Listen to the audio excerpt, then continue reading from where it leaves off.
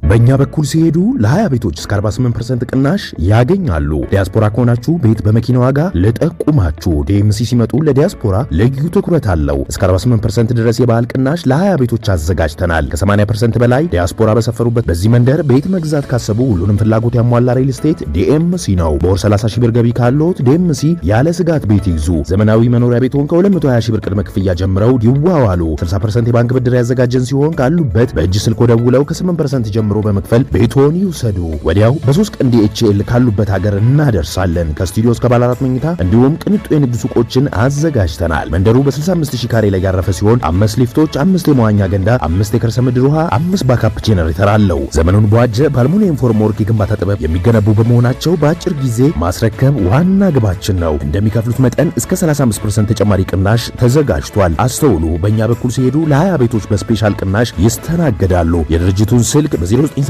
883434 በ0988 885656 ብለው ቢደውሉ መረጃ ያገኛሉ።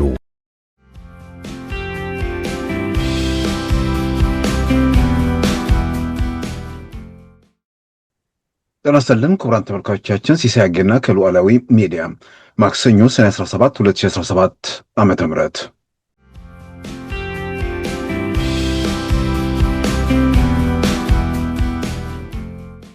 ሰራዊቱ ምሽግ ላይ ያለ የኢትዮጵያ አየር ኃይል በፕሬዝዳንት ኢሳያስ እንዲጎበኝ የተደረገው ያው ሳዋም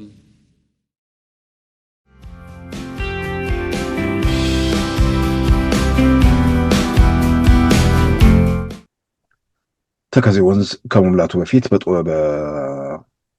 በክረምቱ ተሻግረን ወልቃይት እንይዛለን የሚል እንቅስቃሴ መኖሩ ያው በግልጽ እየተገለጸ ነው።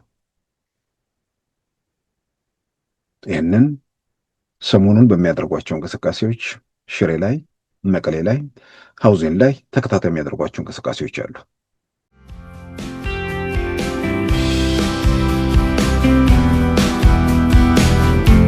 በዛሬ ፕሮግራማችን በእነዚህና በሌሎች ወቅታዊ ጉዳዮች ላይ ትኩረት አድርገናል። አሁን ወደ ዕለቱ ዜና እናመራለን። የኤርትራ መንግስት የኢትዮጵያን ሉዓላዊነትና የግዛት አንድነት በሚጥሱና ዓለም አቀፍ ሕግን በሚጻረሩ ተግባራት ላይ ተሰማርቷል ሲል የኢትዮጵያ መንግስት ከሰሰ። የኢትዮጵያ የውጭ ጉዳይ ሚኒስቴር በሳምንቱ መጨረሻ ለዓለም አቀፉ ማህበረሰብ ባሰራጨው የጽሑፍ መልእክት የኤርትራ መንግስት የተለያዩ ኃይሎችን በማስታጠቅ በኢትዮጵያ ላይ የእጅ አዙር ጦርነት ጀምሯል ሲል ከሷል። በክረምት ወቅት ጦርነት ለመክፈት ተዘጋጅቷል ሲልም አስታውቋል። የሁለቱ ሀገራት ግንኙነት ከፕሪቶሪያ የሰላም ስምምነት በኋላ ይበልጥ መበላሸቱንም የኢትዮጵያ መንግስት በውጭ ጉዳይ ሚኒስቴር በኩል ባሰራጨው 2 ገጽ ጽሑፍ አስታውቋል። በውጭ ጉዳይ ሚኒስትሩ ዶክተር ጌዲዮን ጢሞቴዎስ ስም እንደ አውሮፓውያን አቆጣጠር አርብ ሰኔ 20 2005 በተሰራጨው መልእክት የኤርትራ መንግስት በኢትዮጵያ ግዛት ላይ ወታደራዊ ወረራ መፈጸሙን ቀጥሏል፣ መሬት እየያዘና በኢትዮጵያ ሉዓላዊ ግዛት ሰላማዊ ሰዎች ላይ ጥቃት እያደረሰ ነው ሲልም ከሷል። የኢትዮጵያ መንግስት የኤርትራ ወታደሮች ከኢትዮጵያ ግዛት በሰላማዊ መንገድ እንዲወጡ ያደረግነው ሰላማዊና ዲፕሎማሲያዊ ጥረት ፍሬያማ ሊሆን አልቻለም ሲልም አስታውቋል። ይልቁንም የኤርትራው ፕሬዝዳንት ኢሳያስ አፈወርቂ እንደ አውሮፓውያን አቆጣጠር ግንቦት 24 2005 በሰጡት መግለጫ በትንኮሳቸው እንደሚቀጥሉ፣ መንግስት ለመጣል የሚደረጉ እንቅስቃሴዎችንና ብሔር ጥላቻ እንደሚደግፉ፣ በአጠቃላይ ኢትዮጵያ ውስጥ ጉዳይ በመግባት አለመረጋጋትን ለመፍጠር እንደሚሰሩ ግልጽ አድርገዋል ሲል አስታውቋል። በጣም አሳሳቢው ጉዳይ የኤርትራ መንግስት ከህወሓት አንጃ ጋር ትብብርና ቅንጅት በመፍጠር እንዲሁም ከሌሎች ታጣቂ ኃይሎች ጋር በመተባበር በመጪው የክረምት ወቅት ከፍተኛ ወታደራዊ ጥቃት ለመፈጸም ተዘጋጅተዋል ብለዋል። ይህ ሁሉ እየሆነና በውስጥ ጉዳያችን ጣልቃ እየገቡም ቢሆን የኢትዮጵያ መንግስት በከፍተኛ ሁኔታ ራሱን አቅቦ ሁኔታዎችን እየተከታተለ መሆኑንም አመልክተዋል። የኢትዮጵያ የውጭ ጉዳይ ሚኒስቴር የኤርትራ መንግስት በኢትዮጵያ ውስጥ ጉዳይ ጣልቃ ከመግባት ባሻገር ከህወሓት አንጃና ከሌሎች ታጣቂዎች ጋር በመሆን በኢትዮጵያ ላይ ወረራ ለመፈጸም ማቀዱን ከዘረዘረና የኢትዮጵያን ትዕግስትና ምላሽ ካስረዳ በኋላ በአፍሪካ ቀንድ ሰላም እንዲረጋገጥ የኢትዮጵያን ሉዓላዊነትና የግዛት አንድነት እንዲያከብር በኤርትራ መንግስት ላይ ግፊት እንዲያደርጉ ጥሪ አቅርበዋል። የኤርትራ ሰራዊት ከኢትዮጵያ ግዛት እንዲወጣ፣ መሳሪያ የታጠቁና መንግስትን ለመጣል የሚንቀሳቀሱትን ከመደገፍ ይታቀብ ዘንድ ዓለም አቀፉ ማህበረሰብ ግፊት ያደርግ ዘንድም በተጨማሪነት ጠይቀዋል። ጠይቋል። ኢትዮጵያ በዓለም አቀፍ ሕግ በተባበሩት መንግስታት ቻርተር ጭምር ሉዓላዊነቷንና ሰላሟን እንዲሁም ጸጥታዋን ለመከላከል ማንኛውንም አማራጭ የመጠቀም መብት እንዳላትም የኢትዮጵያ የውጭ ጉዳይ ሚኒስቴር አስገንዝበዋል። ሆኖም ሁሌም ለሰላምና ለጋራ ጠቃሚነት ዝግጁ መሆኑንም አመልክተዋል። በኢትዮጵያ ኦርቶዶክስ ተዋሕዶ ቤተክርስቲያን ውስጥ በጥቅምት 2025 ከተፈጠረው ውዝግብ ጋር በተያያዘ ከቤተክርስቲያኒቱ ራሳቸውን አግልለው ከነበሩ አባቶች ሶስቱ በይቅርታ ወደ እናት ቤተክርስቲያን መመለሳቸው ተዘገበ። ፓትርያርክ ብፁዕ ቅዱስ አቡነ ማትያስና ሌሎች ሊቃነ ጳጳሳት በተገኙበት በይቅርታ ወደ እናት ቤተክርስቲያናቸው የተመለሱት አባ ኃይለ ኢየሱስ ተስፋዬ፣ አባ ገብረ ኢየሱስ ገለታና አባ ኃይለ ኢየሱስ ኢፋ መሆናቸውን የኢትዮጵያ ኦርቶዶክስ ተዋሕዶ ቤተክርስቲያን ሕዝብ ግንኙነት መምሪያ አስታውቋል። የጠቅላይ ቤተ ክህነት ዋና ስራ አስኪያጅ ብፁዕ አቡነ ሳይሮስ መነኮሳቱ ወደ እናት ቤተክርስቲያናቸው እንዲመለሱ ጥረት ማድረጋቸው የተገለጸ ሲሆን ይቅርታቸውን በጽሑፍ አቅርበው በፓትርያርክ አቡነ ማትያስ ተቀባይነት ማግኘቱም ተመልክቷል። ጥር 14 ቀን 2015 ዓ.ም በሕገ ወጥ መንገድ በጳጳስነት ከተሾሙት 26 መነኮሳት ብዙዎቹ ይቅርታ ጠይቀው ወደ እናት ቤተክርስቲያናቸው መመለሳቸው ታውቋል። በአሁኑ ሰዓት ያልተመለሱት ሁለት መነኮሳት ብቻ እንደሆነ የተገለጸ ሲሆን አንደኛው ለመመለስ ፈቃደኛ መሆናቸውም ተመልክቷል። ያኔ ሕገወጡን ሹመት ከሰጡት ሊቃነ ጳጳሳት አንዱ የሆኑት ብፁዕ ዶክተር አቡነ ኤዎስጣቴዎስ ባለፈው ወር ለሉዓላዊ ሚዲያ በሰጡት ቃለ ምልልስ ሹመቱ ሕገወጥ መሆኑን በማረጋገጥ ያኔ ተሹመናል ብለው አፈንግጠው የቀሩት እንዲመለሱ ጥሪ ማድረጋቸውም ይታወሳል። እነዚህ መነኮሳት ወደ ቤተክርስቲያናቸው እንዲመለሱ ጥረት ማድረግ ላይ መሆናቸውንም መግለጻቸው አይዘነጋም።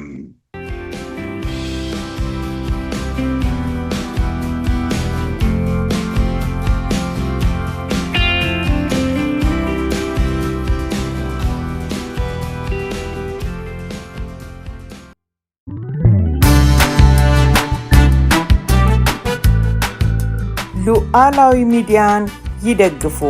ስራዎቻችንን ለብዙ እንድናደርስ ሰብስክራይብ፣ ሼር፣ ላይክ በማድረግ ሉዓላዊ ሚዲያን ያጠናክሩ። እውነትን እንዘግባለን፣ ኢትዮጵያዊነትን እናቀነቅናለን። መድረኩ ግን ለሁሉም አመለካከት ክፍት መሆኑን እናረጋግጣለን። ሉዓላዊ ሚዲያ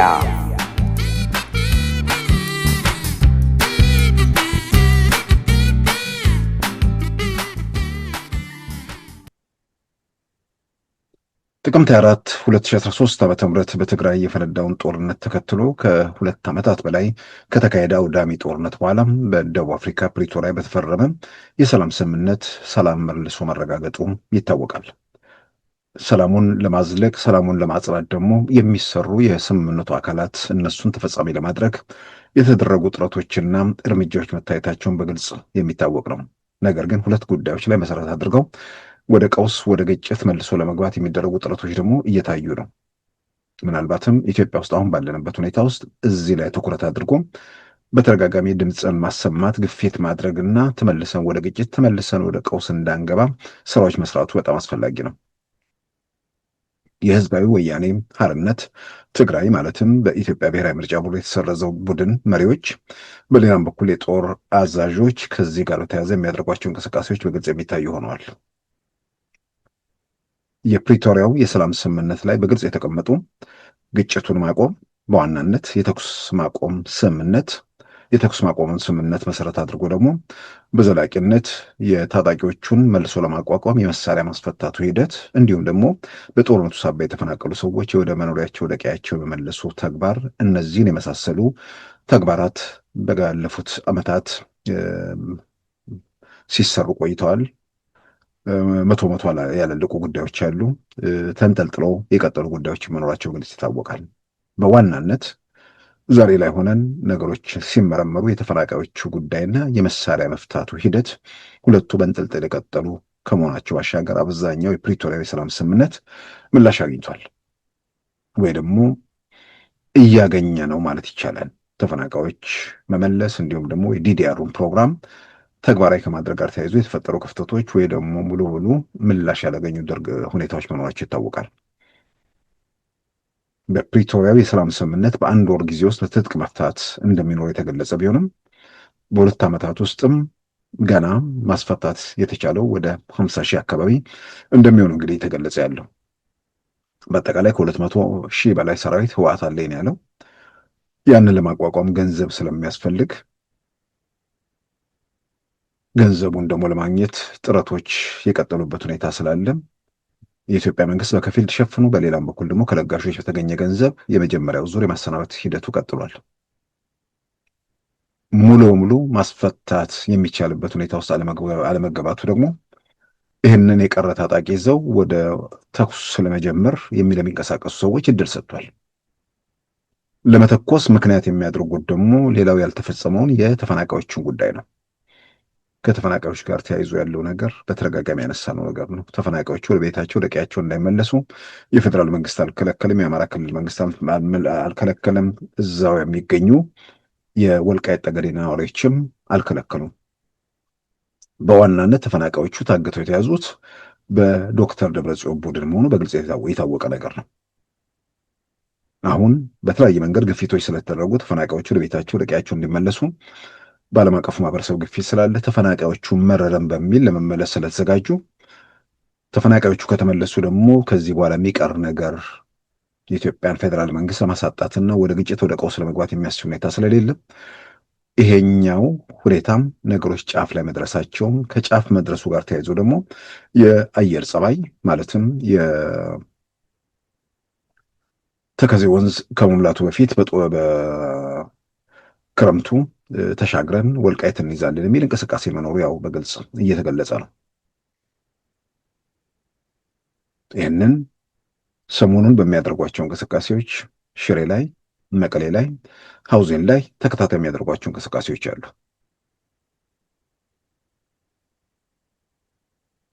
በተወሰነ ደረጃ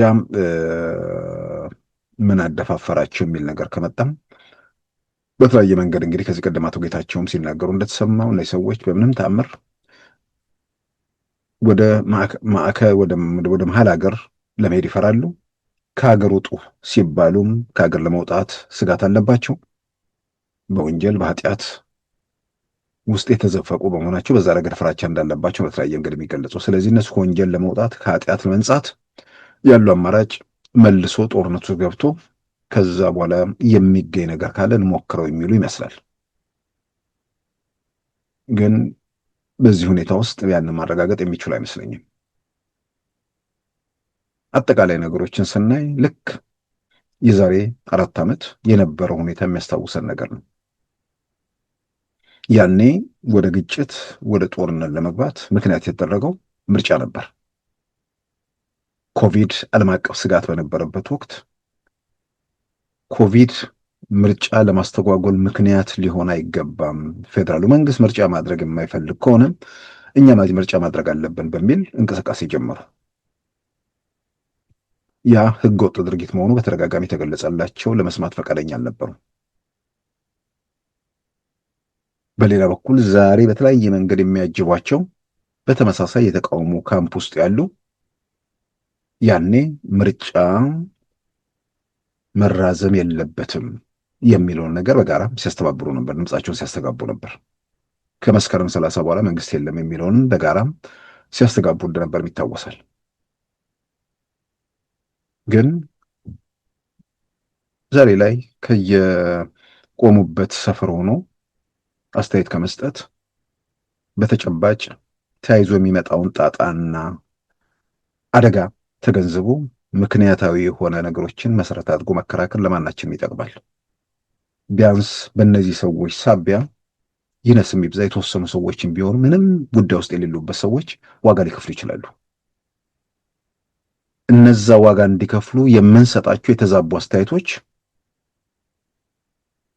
የምንሰጣቸው የተሳሳቱ አስተያየቶች ለሰዎቹ ለሚያደርጉት ነገር ለመተኮስ ለሚያደርጉት ነገር እንደ ግብአት ወይ ደግሞ እንደ ድጋፍ ወስደውት ወደ እርምጃ በመሄዳቸው ሰዎች ላይ ለሚደርሰው ጉዳት አስተዋጽኦ እያደረገን ነው ብሎ ሰዎች ራሳቸውን መመርመር አለባቸው።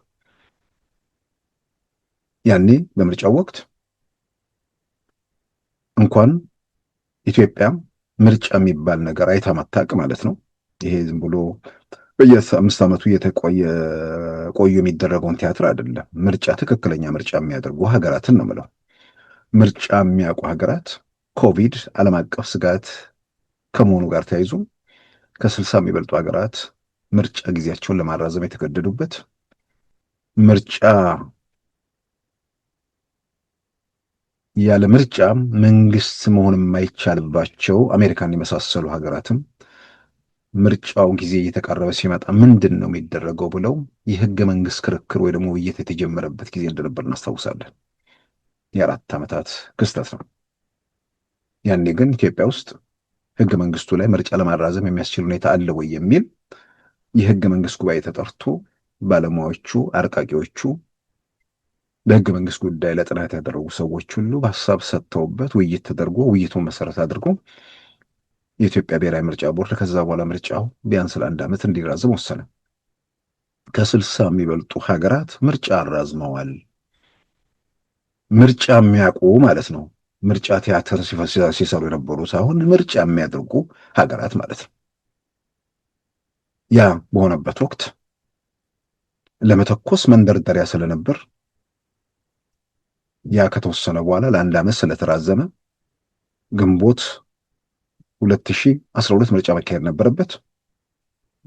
5ኛ ዓመቱ ግንቦት 2012 ነው ወይ ደግሞ መስከረም 2013 ከመምጣቱ በፊት ምርጫ መካሄድ አለበት። ህገ መንግስቱን መሰረት አድርጎ የምርጫ ምርጫው ሂደቱን ያረቀቁና የህገ መንግስት ባለሙያዎች በጉዳዩ ላይ ተወያይተው ለ1 ዓመት ካራዘሙ በኋላ በፍጹም መራዘም የለበትም፣ ከመስከረም 30 በኋላ መንግስት የለም፣ ከመስከረም 30 በኋላ የኢትዮጵያ መከላከያ ሰራዊትን ማንም የማዘዝ መብት የለውም የሚል የተደራጀ እንቅስቃሴ ተደረገ። ከዛ በኋላ እንዳሉት እንደቀሰቀሱት የኢትዮጵያ መከላከያ ሰራዊትን ከመስከረም 30 በኋላ የሚያዝ ብቻ ሳይሆን ከዛ በኋላ ዛሬም ድረስ የሚያዝ መንግስት የቀጠለበት ሁኔታ ነው ያለው። ነገር ግን ያንን ቅስቀሳ ተከትሎ ወደ ጦርነት፣ ወደ ግጭት በመገባቱ እነሱ ባረጋገጡት ከ1 ሚሊዮን የፕሪቶሪያን የሰላም ስምምነት የመሩት እነ ኦባሳንጆ በገለጹት ደግሞ 600,000 ሰዎች ህይወት አልፏል። ማንም ጤነኛ ሰው ኢትዮጵያዊ ወገኑ በዛ ደረጃ አልቆ ከዛ ውድመት፣ ከዛ እልቂት፣ ከዛ ስቃይና ሰቆቃ ከሞቱ በላይ ትራውማው ሰዎች ጋር ስንት ዘመን እንደሚሻገር እርግጠኞች አይደለንም። ባለሙያዎች በለጥ ይመልሱታል። እዚህ ደረጃ ላይ ከደረስን በኋላ አሁንም ተመሳሳይ ነገር ለማድረግ ሽር ጉዱ ቀጥሏል። ምን ለማግኘት ነው? ተፈናቃዮቹን በተመለከተ ለመመለስ ያለው ነገር በፌዴራል መንግስትም በአማራ ክልል መንግስትም በነዋሪው በሆነ ማህበረሰብ በኩል እንቅፋት የለም። እንቅፋት የተፈጠረው እኛ ገብተን እናስተዳደር የሚል ነው። የእናንተ ማስተዳደር አለማስተዳደር ድንኳኑ ስለሚሰቃየው ህዝብ የሚጨምርለት ወይ የሚቀንስለት ነገር የለም። እሱ ከድንኳን ሰቆቃ ውስጥ ወጥቶ ወደ ቤቱ ወደ ጎጆው ተመልሶ ህይወቱን ኑሮም መምራት ነው የሚፈልገው። ስለዚህ ልክ በዋዜማው የነበሩ ሁኔታዎችን ዛሬ እያየን ስለሆነ ምናልባት አንዳንዴ መለስ ብሎ ማስታወሱ የነበረውን ነገር መጠቆሙ ተገቢ ነው ብዬ አምናለሁ። ያኔ ምርጫ ማድረግ ዲሞክራሲ ነው፣ ያለ ምርጫ ሀገር ማስተዳደር የለብንም፣ ፌዴራሉን መንግስትኛ ስላልያዝ ነው እነሱ እንደ ፍጥርጥራቸው፣ እኛ ግን ያለ ምርጫ ትግራይን ማስተዳደር የለብንም የሚል ቀልድ፣ ቲያትር ከዛ ውጭ በምን ሊገለጽ እንደሚችል አላውቅም። ኢትዮጵያ ውስጥ የትኛውስ የኢትዮጵያ ክልል ላይ ምርጫ ኖሮ እውነተኛ ምርጫ ህዝብ መርጦ በህዝብ የተመረጠ መንግስት ቢያንስ እስከ 2013 ዓመተ ምህረት ድረስ እናውቅ ነበር? በእርግጠኝነት ደግሞ ምርጫ የሚባል ነገር አይተን የምናውቀው 1997 መምረጥ ትችላላችሁ፣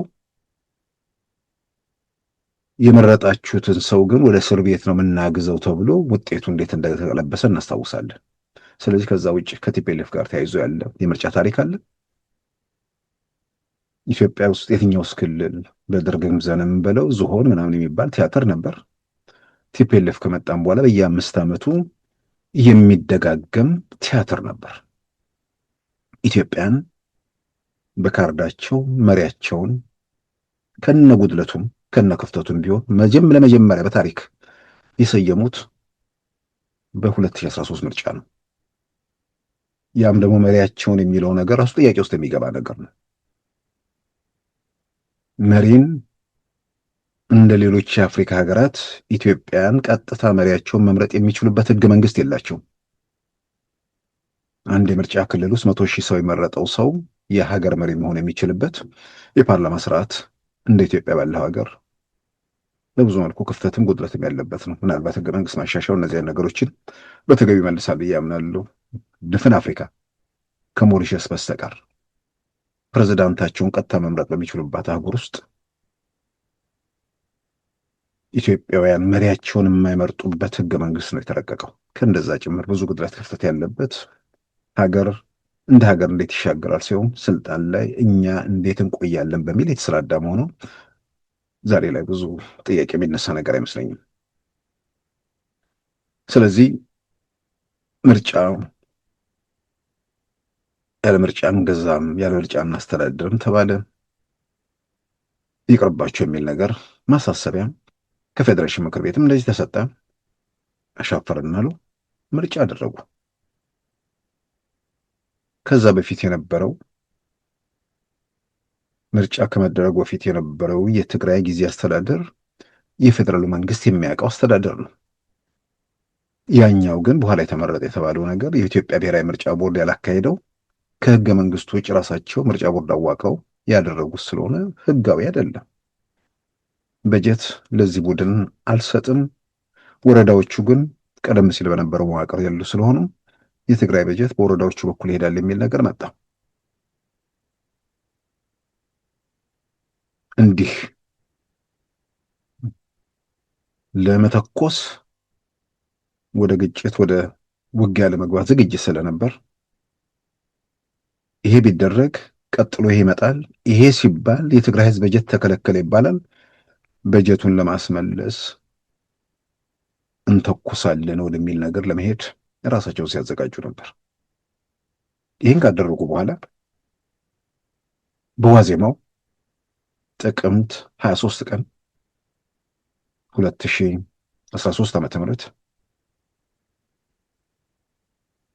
ዶክተር ደብረጽዮን ገብረ ሚካኤል የዛን ጊዜ ፕሬዝዳንት ሆኛለሁ የክልሉ አሉ። ያው ህግ የማይታወቅ ማለት ነው። ከዛ በፊት ምክትል ፕሬዝዳንት ነበሩ። በሰጡት መግለጫ ለሚቀጥለው ቀን ሰሜን ዕዝን ለማጥቃት በተዘጋጁ ዋዜማ ኤርትራና ኢትዮጵያ እየተባበሩ ነው። አንዱ የሌላውን የጦር ሰፈር ወይ ደግሞ ወታደራዊ ተቋማት እንዲጎበኙ በማድረግ በዚህ ረገድ ዝግጅት እየተደረገ ነው በሚል ያንን መግለጫ በወቅቱ ብዙ ሰው ልብ ላይ ሊለው ይችላል። በኋላ ላይ መለስ ብሎ ለተከታተለው ሰው የመጨረሻው ለመተኮስ ጫፍ ላይ ከደረሱ በኋላ ከመተኮሳቸው በፊት ተከበናል የሚል መልእክት ለማስተላለፍ የተደረገ ጥረት መሆኑን እዛ በወቅቱ እንደነጋ ሰሜን ዕዝ ሊጠቃ እንደ ዛሬ ጥቅምት 23 2013 ዶክተር ደብረጽዮን በሰጡት መግለጫ ኤርትራና ኢትዮጵያ እየተባበሩብን ነው፣ ስለዚህ ከበባ ውስጥ ነን በሚል ከዛ በኋላ በመቀም የሚቀጥለው ቀን የሆነውን ነገር ሁላችንም እናስታውሰው ነው። ሰራዊቱ ምሽግ ላይ ያለ የኢትዮጵያ አየር ኃይል በፕሬዝዳንት ኢሳያስ እንዲጎበኝ የተደረገው ያው ሳዋም በዶክተር አብይም ጉብኝት ተደርጓል ላለው ነው። እስከዚህ ድረስ ከሆነ መቀራረቡ ለምንድን ነው የማይፈታው ነው? ማን ነው ያወቀው? እስቲ በአደባባይ ከፈት እንትኑ መድረኩ በአደባባይ ለምን ይዘጋል? ስለዚህ ህዝቡም ሰራዊቱም ማወቅ አለበት እንዳልተፈለገ ይሄ ነገር እንዲቀጥል ይፈልጋል። ይሄ ጉዳይ ትግራይ ካልተወቀጠ፣ ትግራይ ካልተዳከመ ይቆይልን ነው። የሁለቱም አጀንዳ ነው የሆነ ያለው። እዛም ሳንደርስ ህገ መንግስቱ እየተሸራረፈ ነው፣ ፌዴራል ስርዓቱ ጥያቄ ውስጥ ገብቷል በሚል ብሔርተኛ ድርጅቶችን ከየቦታው ከየመንደሩ ከየሰፈሩ ኮልኩለው ተደጋጋሚ መድረኮች መቀሌ ውስጥ ሲካሄድ እንደነበር የምናስታውሰው ነው። ብሔርተኛ ድርጅት መሪዎች የሚሰጧቸውን መግለጫዎች ትልቅ ሽፋን የሚሰጠው በትግራይ ክልል መገናኛ ብዙሃን እንደነበረም የምንረሱ አይደለም። ዛሬ አሁን ባለንበት ሁኔታ ያኔ ለምንድን ነው የሚያደርጉት? ዝግጅት ነው ወይ አይደለም ወይ? አጠቃላይ ነገሮችን ለሚገመግም ሰው ዝግጅት መሆኑ ላይ አያጠራጥርም። ዛሬ ላይ ደግሞ ሆኖ የሚያይ ከኋላ ላይ ወጡ መረጃዎችና ያሉ ሂደቶች የሚያረጋግጡለት ዝግጅቶች መሆናቸውን የሚገልጹ ናቸው። በውስጥ ሂደት ውስጥ የነበሩ ሰዎች ዛሬ በአደባባይ እንደገለጡት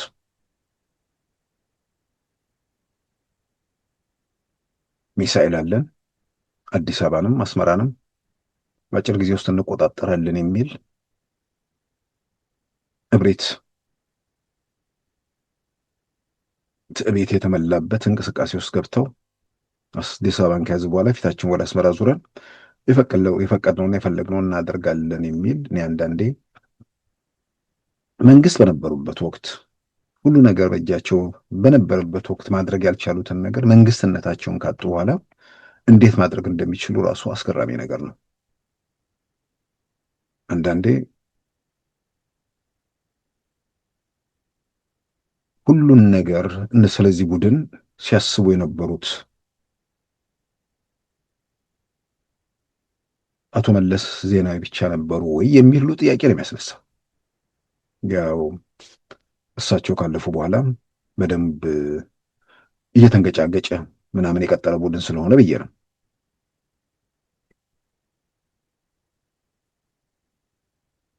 ዛሬ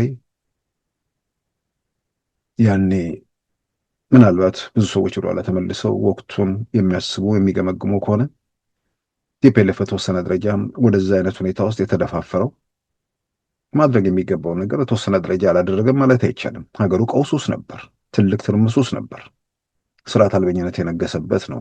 በየአካባቢው ግድያ የሰፈነበት፣ እናቶች ልጆቻቸውን ዩኒቨርሲቲ መላክ የማይችሉበት፣ ብዙ ቀውስ፣ ብዙ መከራ፣ ብዙ ፍዳ የነበረበት ዘመን ስለሆነ በቃ ከነጭቋኝነታቸውም ከነዘረኝነታቸውም ቢሆን እነሱ መጥተው ሰላም ያረጋግጡልን የሚል ስሜትና ፍላጎት ህብረተሰቡ ጋር ይኖራል በሚል የሰላም ምልክት የመቃብር ሰላም ምልክቶች ራሳቸውን አድርገው ስለወሰዱም በዛ መልክ እንደዛ ተደፋፍሮ ሊሆን ይችላል። ዛሬ ላይ ግን ምንን መሰረት አድርጎ ጤነኛ የሆነ በተወሰነ ደረጃ በተወሰነ ነው የምለው ሙሉ ማሰብ የሚችል ሰው ደግሞ ጨርሶ የሚሞክረው ነገር ስላልሆነ ነው። የሚተወሰነ ደረጃ ማሰብ የሚችል ሰው በጋራ አንድ የሚያስብላቸው ማሰብ ያቆመ ሰው እየመራቸው ካልሆነ ያኔ በዚያን ሰዓት ስርዓት አልበኝነት በነገሰበት መንግስት በሁለት እግሩ በወጉ ባልቆመበት የሀገሪቱ የጸጥታ መዋቅር የሀገሪቱ የመከላከያ ሰራዊት ከፍተኛ አመራርነትና መካከለኛው አመራር በቲፒኤልኤፍ ቁጥጥር ስር በዋለበት ወቅት ሚሳኤል በእጃቸው በነበረበት ዘመን ተኩሰው የመከነ ኃይል ዛሬ ምን ሊያመጣ ምን ሊያሳካ ምን ሊፈይድ ይችላል? እና የሚመጣ ነገር አለመኖሩን አለመገንዘባቸው የነሱ ችግር ቢሆንም የሚመጣ ነገር አለመኖሩን ባለመረዳት የሚወነጨፉ ጥይት እና የሚከተለው ምላሽ ይነስ የሚብዛ ቁጥሩ ምን ያህል ነው ብለን እርግጠኛ ባንሆንም በሰላማዊ ሰዎች በሀገር ሀብትና ንብረት ላይ ጉዳት ማድረሱ የሚጠበቅ ነው። ስለዚህ ማሰብ ያቆሙ ግራ ቀኝ ለማየት ምናምን የጋረዳቸው ሰዎች የሚያስከትሉ እየፈጠሩት ያሉትን ሁኔታ ሌላ ችግር፣ መከራ፣ ቀውስ ውስጥ አገሪቱ እንዳትገባ ደጋግሞ ሰዎች በተለይ ከእነዚህ ቡድኖች ጋር ያሉ ሰዎች አሁንም ግፊት እንዲያደርጉና እረፉ ቢሏቸው ይጠቀማሉ ብዬ አምናለሁ። ምናልባት በተወሰነ ደረጃ እነሱ ተስፋ የሚያደርጉት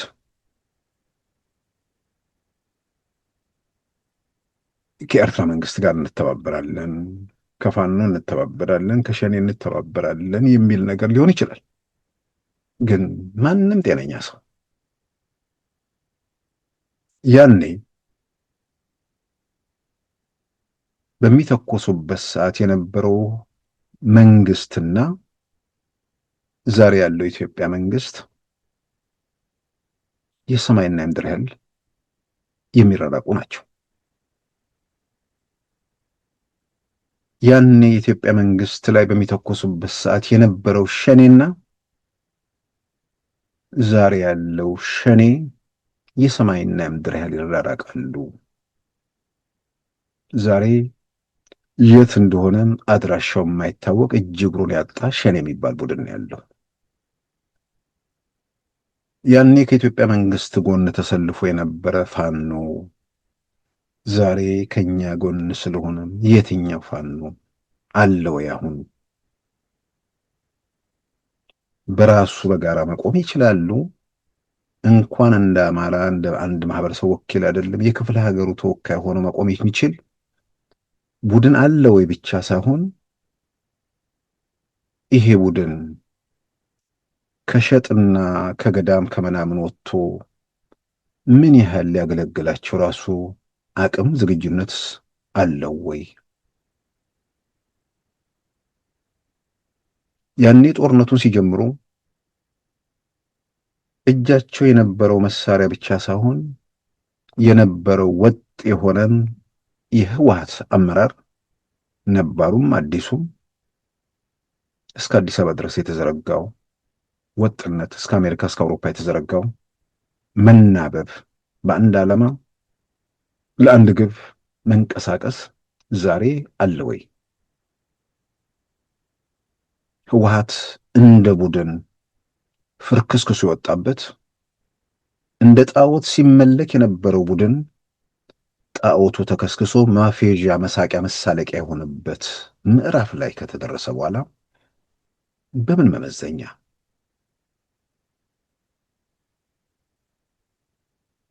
የትኛውን ሁኔታ መሰረት አድርጎ ያኔና ዛሬን በዚህ መንገድ መመዘን ብቻ ሳይሆን ከኤርትራ አንጻር ያለውን ነገር እንመልከተው። ኤርትራ እና ቲፒኤልኤፍ ሌላውን እንቶ በህይወት በአብዛኛው የሚንፈራፈሩ ስለሆነ ባይንፈራፈሩም ህይወት ቢኖራቸውም ከመንገድ መሪነት ያለፈ ሚና ቲፒኤልኤፍም ኤርትራ ሚሳ ስለማይሰጧቸው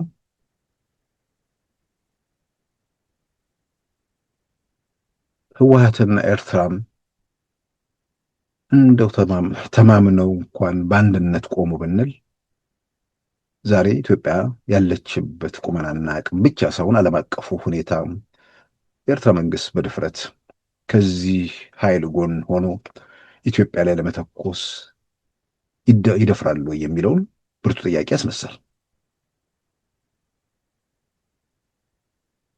የሰሞኑ የምናያቸው የምንገነዘባቸው በርካታ ጉዳዮች አሉ። ቀደም ሲል እንዳልነው በተከታታይ ቀናት እንደምናነሳውም በአካባቢው ያለ የጸረ ሽብር እንቅስቃሴ በተለይም ከአልሻባብ ጋር ያለው ሁኔታ አሜሪካ ስለሚያሳስባት አፍሪኮምን የማጠናከሩ ነገር ቀጥሏል።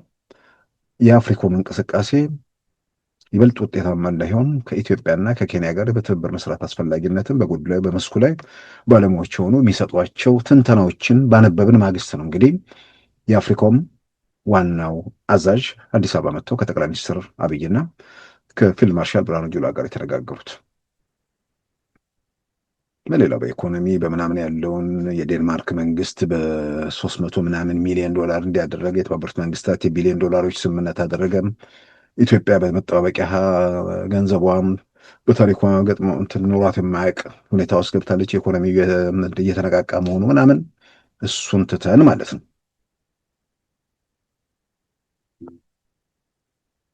ስለዚህ በእንደዚህ አይነት ሁኔታ ውስጥ ተኩሶ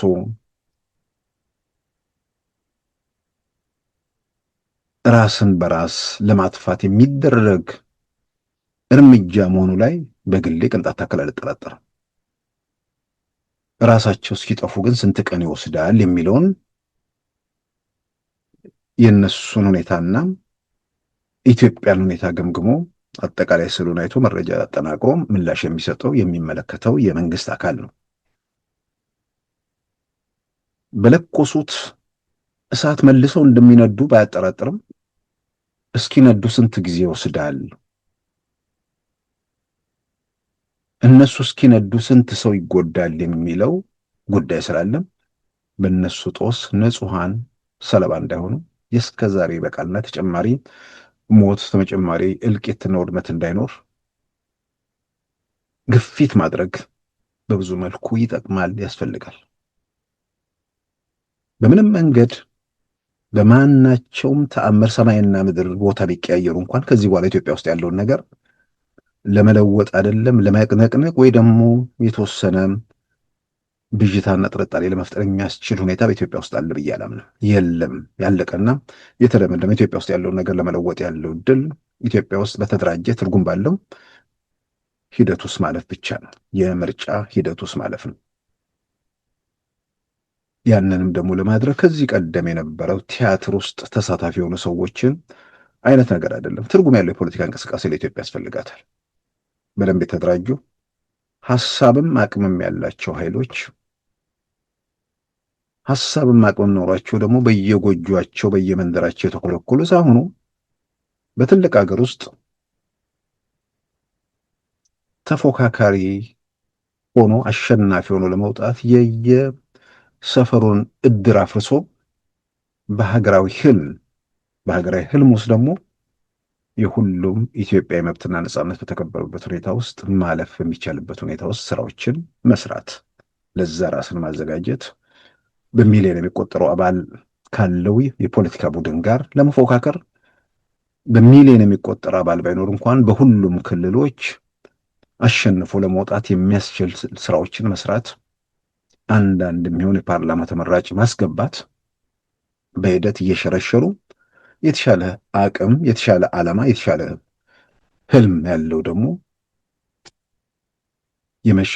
ወደ ምርጫ መግባት የማሸነፍ እድሉ ሰፊ ሊሆን ይችላል። መንገዱ ያ ብቻ ነው። የሆነ ተአምር ተፈጥሮ ኢትዮጵያ ውስጥ ያለውን ነገር ኢትዮጵያ መንግስት ማንገዳገድ ይቻልም በል ከዛ በኋላ ምንድን የሚፈጠር ነው? የጋራው ጠላት ተንገዳገደ፣ መውደቁም የማይቀር መሆኑ ከተረጋገጠ በኋላ የጋራ ጠላት ላይ የተነሱ ሰዎች አንዱ ሌላውን የግድ ማጥፋት አለበት። በጣም በእርግጠኝነት ጠላት የተባለው ስልጣን ላይ ያለው ኢትዮጵያ መንግስት ከተንገዳገደና መውደቁ የማይቀር መሆኑ ከተረጋገጠ ኤርትራ መንግስት ወይ ደግሞ ሻዕቢያ መጀመሪያ ቲፒኤልኤፍን ድምጥማጡን ያጠፋዋል፣ እግር እጅ አልባ ያድርገዋል። ህወሓትም ቀንቶት ያን ማድረግ የሚችልበት እድል ካለ ሻዕቢያን እጅና እግር ለማሳጣት ይሰራል። ሌሎቹ ስለሌሉ እንደ አጀንዳ መቁጠርም የሚቻል አይመስለኝም። ይሄንን ማን ምን ይፈልጋል የሚለውን ማወቅ የሚጠቅመው ጠላቴ የሚሉት ኃይል ሌሎችም ነው። በተለያየ መንገድ ያሉ ሰዎች ጠላት የሚሉት ኃይል በአጋጣሚ በተአምር ቢወድቅ ሀገር እንደማይኖራቸው የሚወድቅ መንግስት ሳይሆን የሚፈርስ ሀገር እንደሚኖር እሱንም ማስተዋል ያው ደግነቱ የሚፈርስ መንግስትም የሚፈርስ ሀገርም የሚወርቅ መንግስትም የለም። ዛሬ ኢትዮጵያ ትልልቆቹን ፈታኝ ውስብስብ አደጋዎች ትርጉም ባለው ሁኔታ ተሻግራለች። የተሻገረችው ዝም ብላ አይደለም፣ በስራ ነው፣ በሞት በምንድን ነው፣ በመስዋዕትነት ኢትዮጵያ የሀገር መከላከያ ሰራዊት በዋናነት ሌሎች የጸጥታ ኃይሎች በትብብር በከፈሉት ዋጋ ኢትዮጵያ ትልልቁን ግዙፉን ህልውናዋን ጥያቄ ውስጥ ያስገቡ አደጋዎችን እየመታች እየሰባበረች ዛሬ በየትኛውም አካባቢ ስርዓት አልበኝነት የነገሰበትን በየጎጇቸው ምሽት እየመጡ የሚቀሙ የሚዘርፏቸውም ሰዎች እፎይ የሚሉበት ሁኔታ በተለያየ መንገድ እየመጣ መሆኑን እያየን ነው። አላለቀም። ሽፍቶች አሉ። የሽፍቶቹን ስራ በጊዜ ሂደት ውስጥ የአካባቢ ሚሊሻዎች መልክ እያስያዙት እንደሚሄዱ ይታመናል። ስለዚህ ቲፒኤልኤፍ ኃይሎች አሁን የሚጥሉት መንግስት የሚለውጡት ሁኔታ ባለመኖሩ ይልቁንም እነርሱም እሳቱን ለኩሰው እንሞቀዋለን ሲሉ መቃጠል ስለሚኖር ሳይለኩሱ ህብረተሰቡንም ሀገሩንም በተወሰነ ደረጃ የተወሰነ ጊዜያት ውስጥ ወደ ችግር ወደ መከራ ሳይወሰድ ተፈናቃዮቹ ወደ ቤታቸው ወደ ቀያቸው በሰላም ተመልሰው በጋራ አስተዳደር ውስጥ ሚናቸውን እንዲወጡ ከቋንቋ አንጻር የሚነሱ ጉዳዮች ካሉ እዛው መፍትሄ እንዲሰጥ በዘላቂነት ደግሞ ሀገሩ የጋራ ነው። አንድ ቀን ጎጆ ስወጣ የሚል ፖለቲካ መቆም አለበት። ስለዚህ የትኛውም ኢትዮጵያ ጫፍ የትኛውም ኢትዮጵያ አካባቢ የኔ ሀገር ነው የሚል ፖለቲካ በዛ ቅኝት ውስጥ ያለ ኃይል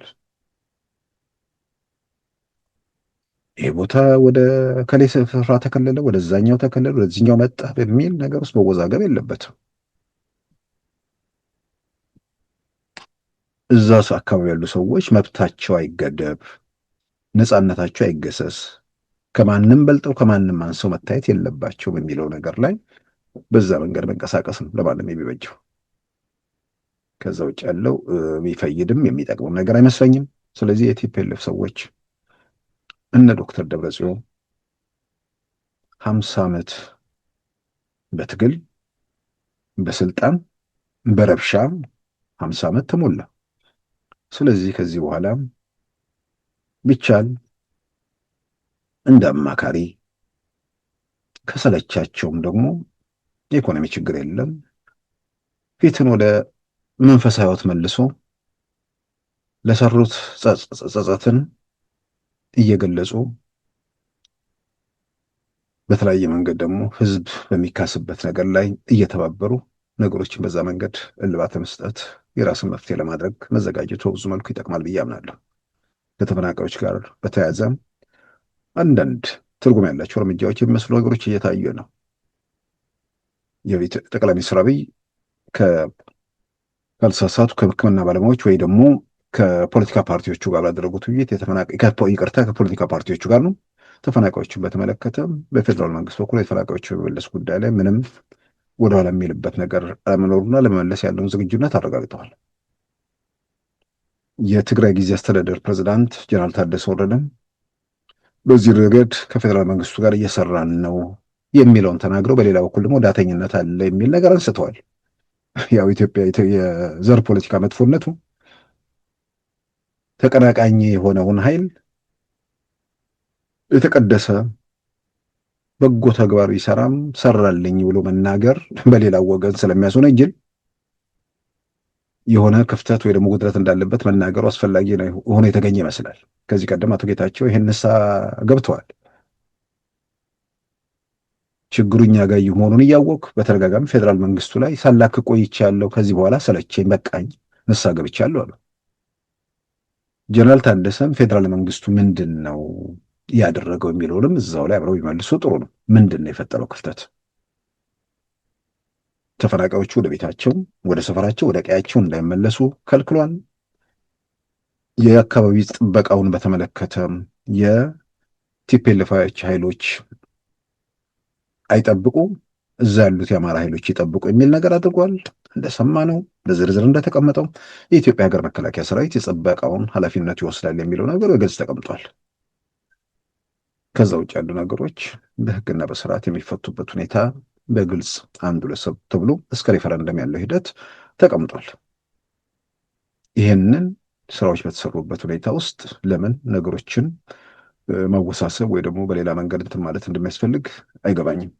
ስለዚህ ተፈናቃዮቹ እንዲመለሱ ወደ መደበኛ ህይወታቸው ወደ ኑሯቸው እንዲገቡ የራስን ጥረት ማድረጉና ሁሉም ኃላፊነቱ እንዲወጣ ማድረግ 5 ዓመታት በድንኳን ቁርና ሀሩር እየተፈራረቀባቸው መቀጠሉ ማብቃት መደምደም ይኖርበታል። ስለዚህ የሚመለከተው ሁሉ የራሱን አስተዋጽኦ ማድረግ ነው። የጠቅላይ ሚኒስትሩ የምስራቅ አፍሪካ አማካሪ አቶ ጌታቸው ረዳም ከአማራ ክልል ፕሬዝዳንት ከአቶ አረጋ ከበደ እንዲሁም ደግሞ የወልቃይት ጠገዴ የማንነት አስመላሽ ኮሚቴ አባል ወይ ደግሞ አመራር ኮሎኔል ደመቀ ዘውዱ ጋር አንድ መድረክ ላይ ተገኝተው ወልቃይት ላይ ውይይት ማድረጋቸውን እንግዲህ በአማራ ክልል መገናኛ ብዙሃንም ተከታትለናል። ስለዚህ ተፈናቃዮቹ ወደ ቀያቸው ወደ ቤታቸው ወደ ሰፈራቸው የሚመለሱበት ምዕራፍ ትርጉም ባለው ሁኔታ እየተቃረበ መምጣቱን የሚያረጋግጡ ነገሮች ናቸው። ስለዚህ ይህንን አጠናክሮ ሰዎቹን ወደ ቤታቸው ወደ ቀያቸው እንዲመለሱ ማድረግ ለሁሉም ይጠቅማል። ያንን በማድረግ ደግሞ እነሱ ላይ የነሱን ስቃይ የነሱን ሰቆቃ የፖለቲካ መሳሪያ በማድረግ የጭካኔ የነውር ተግባር ከመወጣት የነ ዶክተር ደብረጽዮን ቡድንም ከዛም ራሱን ማቀብ አስፈላጊ ነው ብዬ አምናለሁ። ስለዚህ በአጠቃላይ የተፈናቃዮችን ጉዳይ ለመተኮስ ጥይት ለማስወንጨፍ እንደ መንደርደሪያ የሚደረገው ነገር ያው የሚጠቅም ነገር አይደለም። የሆነ ነገር እንጨብጣለን ብለው ሁሉንም ነገር ማጣት ስለሚኖር ነገሮችን መገምገም፣ ግራቀኝ ማስተዋል በጣም በጣም አስፈላጊ ነው። አንዳንዴ ሁኔታዎች ከእጅ ከወጡ ምንድን ነው የፈሰሰ ነገር ላይታፈስ የፈሰሰውን ነገር ለማፈስ የሚደረግ መጋጋጥ መልሶ የቀረውን ነገር ደግሞ ሙሉ ሙሉ የሚያሳጣ በመሆኑ የነ ዶክተር ደብረጽዮን ቡድን ቆም ብሎ ለሰላሙ ለመረጋጋቱ የትግራይን ሕዝብ ላስከፈለው ዋጋ ካሳ መክፈል የሚችልበትን ጸጸቱን ማሳየት የሚችልበት ሁኔታ መስራቱ በብዙ መልኩ ይጠቅማል ብዬም አምናለሁ። ክቡራን ተመልካቾቻችን የዛሬ ማክሰኞ ሰኔ 17 2017 ፕሮግራማችን በዚሁ ተጠናቋል።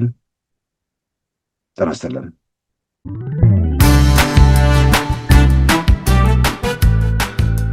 ሉዓላዊ ሚዲያን ይደግፉ። ስራዎቻችንን ለብዙ እንድናደርስ ሰብስክራይብ፣ ሼር፣ ላይክ በማድረግ ሉዓላዊ ሚዲያን ያጠናክሩ። እውነትን እንዘግባለን፣ ኢትዮጵያዊነትን እናቀነቅናለን። መድረኩ ግን ለሁሉም አመለካከት ክፍት መሆኑን እናረጋግጣለን። ሉዓላዊ ሚዲያ